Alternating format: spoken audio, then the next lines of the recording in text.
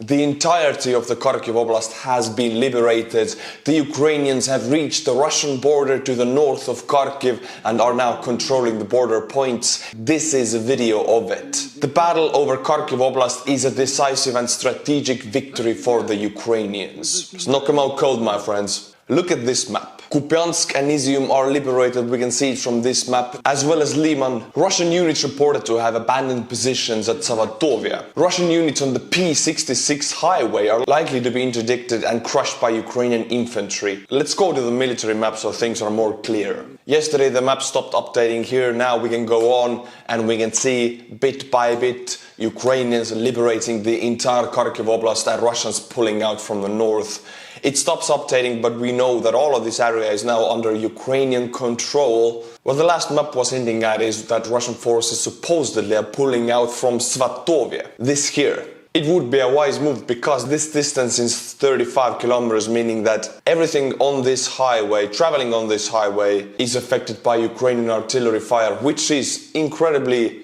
precise. And Russians know this. This is all speculation, but we might expect Russian forces to pull back from all of this greater area here and take some time to set up a proper defensive line in the depths. As of now, we don't have yet reports that Ukrainians have penetrated into this area, but we have some reports that Russians are pulling away from it. Overall, this map seems to be quite adequate to show the situation on the battlefield right now in the north. Biggest takeaway is that Ukraine controls the border with Russia now. Problem here is that Russia continues to bomb Kharkiv from Russia, from the other side of the border. Ukraine has not made any major raids on the other side of the border, not that we know of. From Russia to Kharkiv is 40 kilometers and some places it's 35 to 30 kilometers. They can bomb Kharkiv with artillery, they don't even need rockets to do it.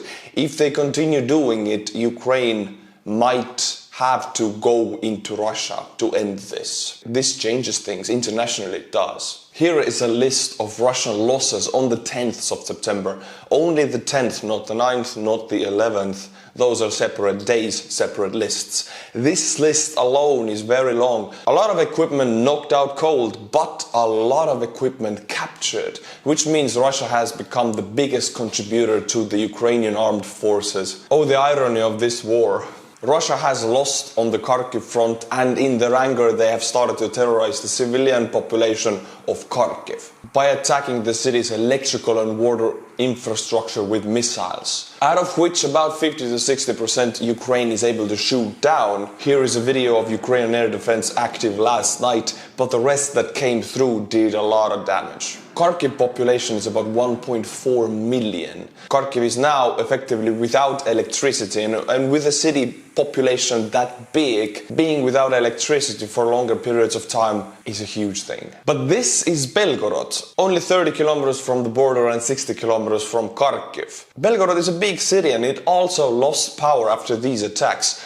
Although Russia supposedly disconnected Kharkiv and Belgorod electrical grids before the invasion, this is karma working super fast. My friends, I will now read you Patreons, the people who support this channel when the videos get demonetized or when I don't have a sponsor. Justa Planekui, Patrick Leonard, Steve Jats, Leroy Jenkins, Ben Huite. Thank you to these 5 people for supporting the channel. If you like the channel, the Patreon link is in the description below. Look at these lights. Quite beautiful, isn't it? What are they? White phosphorus, that's what they are. Russia dropped this on Ukrainian positions yesterday. You cannot extinguish this with water and it burns quite a long time with a very high temperature, igniting everything that can be ignited in the area. It is the last-ditch effort from Russia to terrorize the Ukrainian positions around Kharkiv. For me, it connects to Nazi Germany. They terror-bombed London with their V1 and V2 missiles, although the war was already lost to them. One of Russia's biggest weapons against the EU is oil and gas. This was the entire gamble Putin made, that the EU couldn't be without Russia's oil and gas, and so they wouldn't support Ukraine, because this would mean losing Russian gas and oil. Germany has now seen the true face of Russia and is saying goodbye to Russian oil and gas for good. German gas companies are signing new LNG deals for 15 to 20 years with countries like USA. Connecting to this gas manipulation, this is what Zelensky had to say to Russians directly yesterday. I will read it to you. Do you still think we are one people? Do you still think you can scare us, break us, force us to make concessions? Don't you really get it? Don't you understand who we are? What we stand for? What we are all about? Read my lips. Without gas or without you, without you. Without light or without you, without you. Without water or without you, without you. Without food or without you, without you. Cold, hunger, darkness and thirst are not as frightening and deadly for us as your friendship and brotherhood. But history will put everything in its place and we will be with gas, with light, water and food and without you.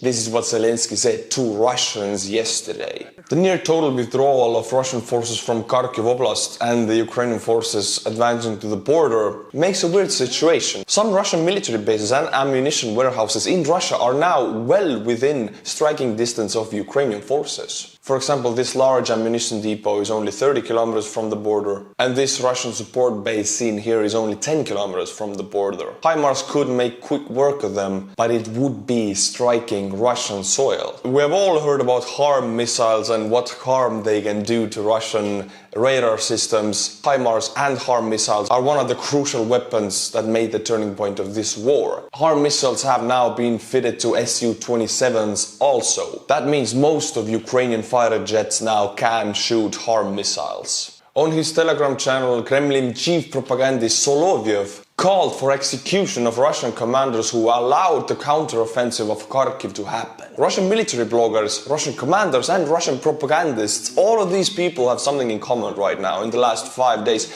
they're looking actively for someone to blame. Because nobody can, not even the best propaganda in the world, can turn this defeat in Kharkiv around. So they're looking somebody to blame, they're pointing fingers. Some of them point fingers to Putin, others don't. What I would suggest is each and every one of these people to just go and look in the mirror.